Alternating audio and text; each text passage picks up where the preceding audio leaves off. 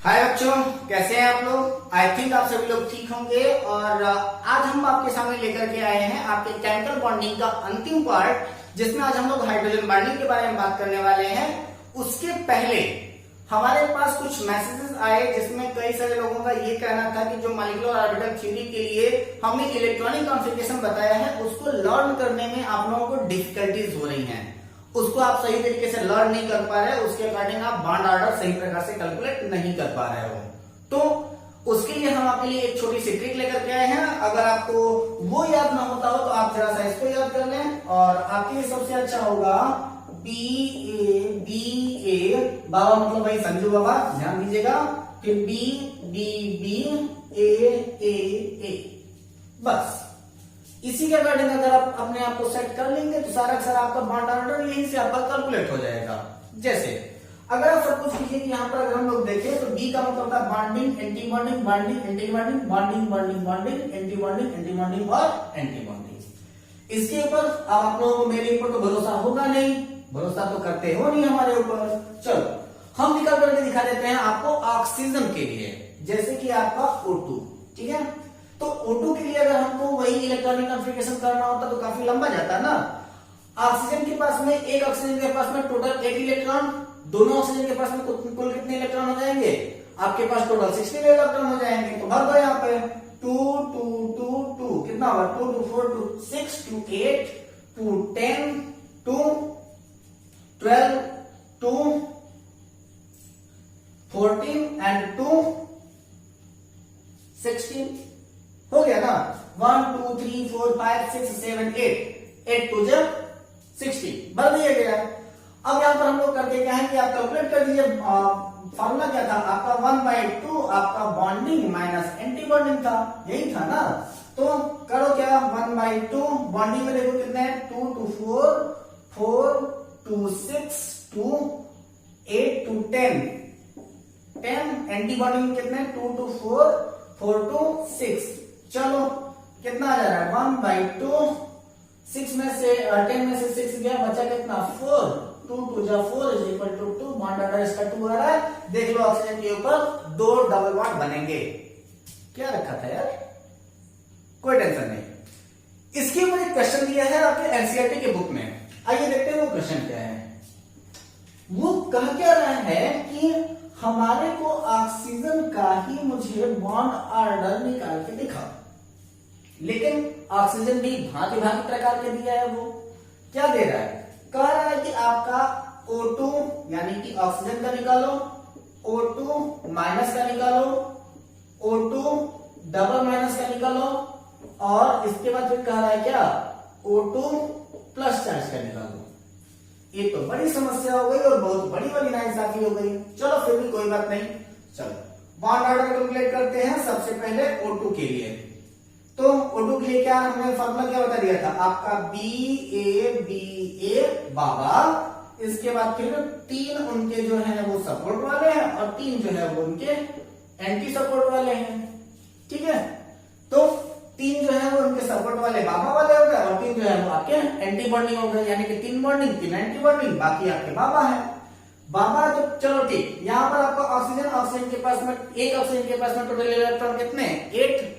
दोनों ऑक्सीजन के पास कितने? तो दोनों ऑक्सीजन के पास में आपके हो जाएंगे 16। तो यहां पर कैलकुलेट कर लो 2 2 4 2 6 2 8 2 10 2 12 2 14 2 16। चलो ये तो आपका फटाफट कट गया। एक इससे काट दो, बचा कितना? बॉन्डिंग आपका 4 बचा, तो 1/2 इंटू 4 ये काट दो, आपका आ जाएगा कितना? 2 टाइम में कटा is equal to 2। Bond order इसका आ जाएगा 2 O2 के केस में। चलो एक तो ये हो गया। अब दूसरा वाला क्या कह रहा था कि आपका O2 माइनस था। तो O2 माइनस के लिए अगर आपको बॉन्ड ऑर्डर कैलकुलेट करना हो तो आपको ज्यादा समस्या होगी क्या? आइए देखते हैं कितनी समस्या हो सकती है। तो यहां पर ऑक्सीजन, एक ऑक्सीजन के पास में टोटल इलेक्ट्रॉन कितने हैं? तो टोटल इलेक्ट्रॉन होते हैं आपके कितने? जल्दी से बताओ। 8। और दोनों के इलेक्ट्रॉन के कितने हो जाएंगे? 16। माइनस चार्ज लगा हुआ है यानी कि एक इलेक्ट्रॉन बढ़ रहा है, कितने हो गए? 17 का मतलब क्या है कि आप कहीं लिख ही लेते हैं ताकि उसको बार बार डिस्टर्ब ना करना पड़े ना। तो यहां पर आपको लिख देते हैं O2 माइनस। अब यहां पर क्या है?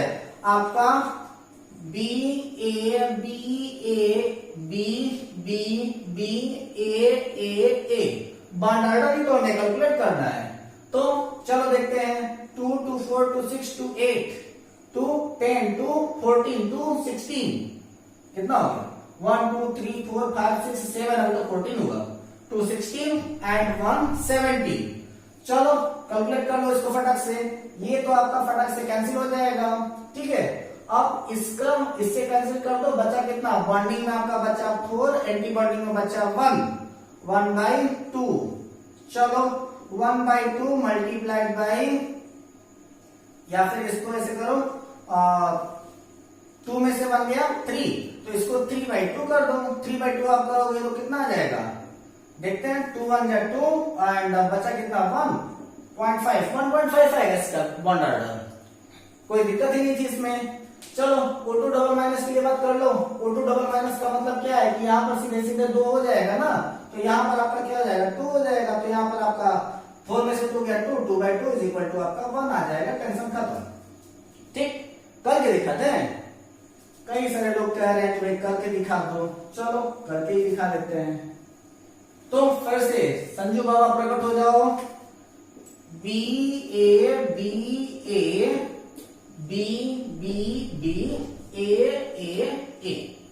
ऑर्डर यही चलेगा आपका, कहीं पे भी आप देख लो, आपकी मर्जी है वो।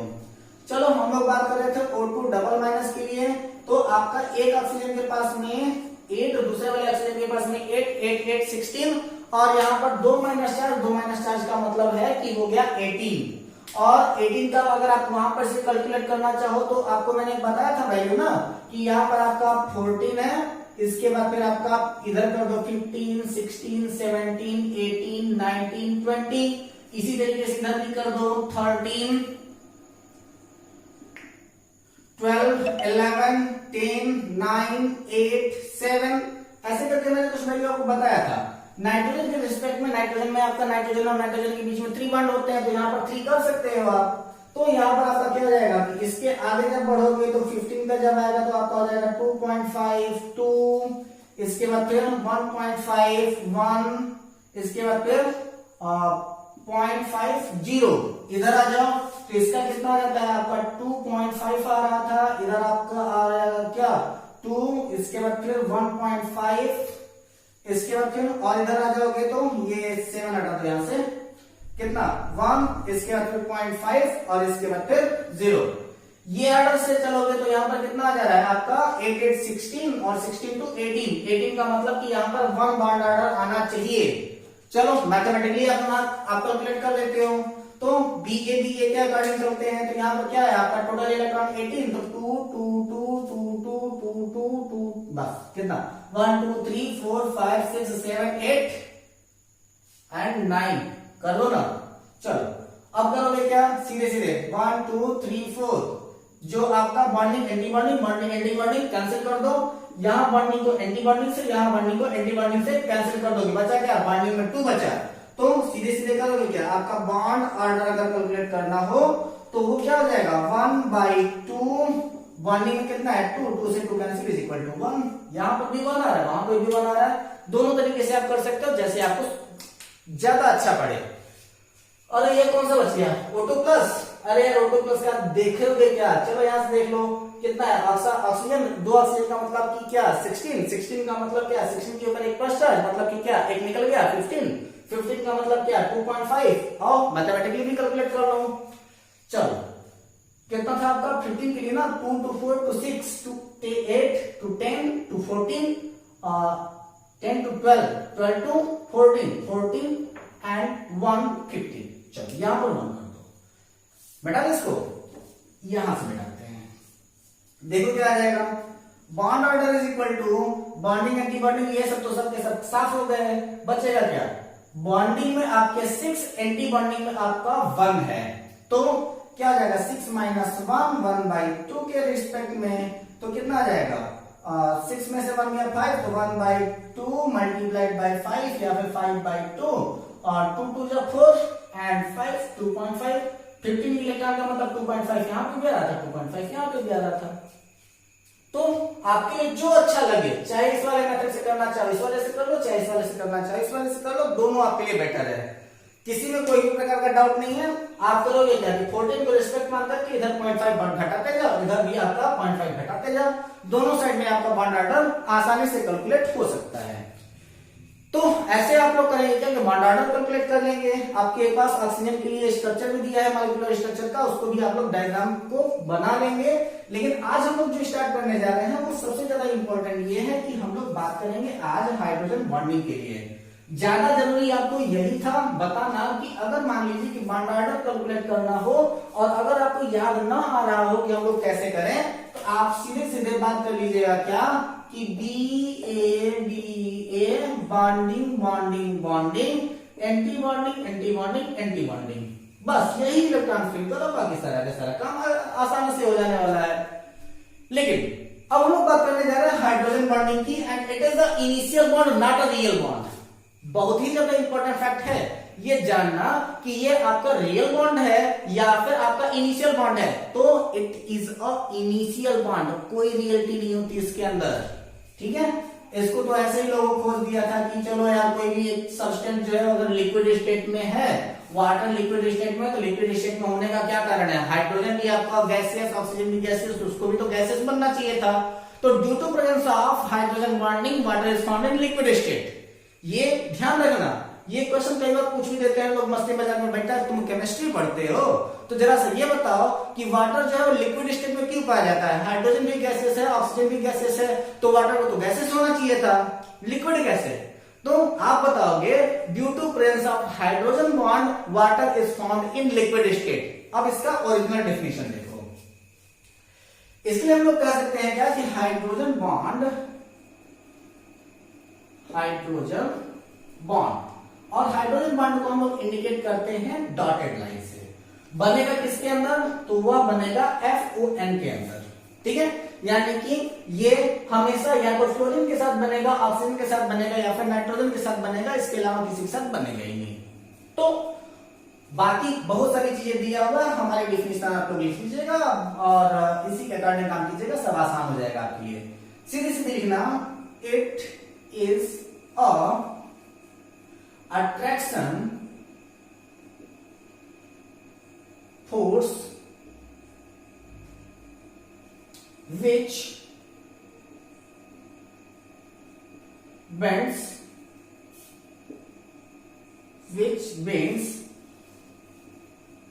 one hydrogen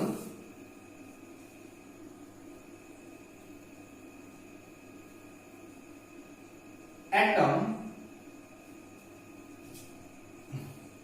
of molecule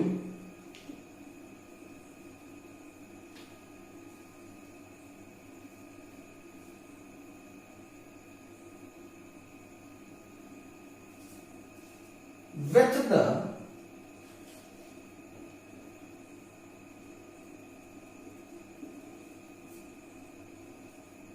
electronegative